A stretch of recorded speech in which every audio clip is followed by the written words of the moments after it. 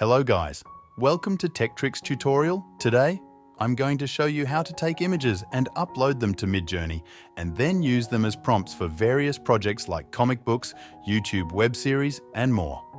Let's get started. First, make sure you have your image ready.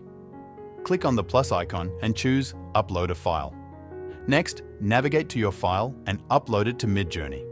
Once you do that, hit Enter and the image will start uploading. Remember, the image has to be under 8 megabytes.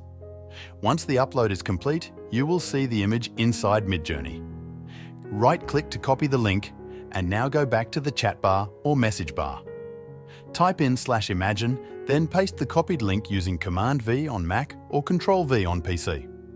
After pasting the link, hit the spacebar, type your prompt, her reading a book, and then hit Enter. That's how you do it. Thanks for watching this tutorial. If you found this video helpful, please like and subscribe to our channel for more tech tips and tutorials.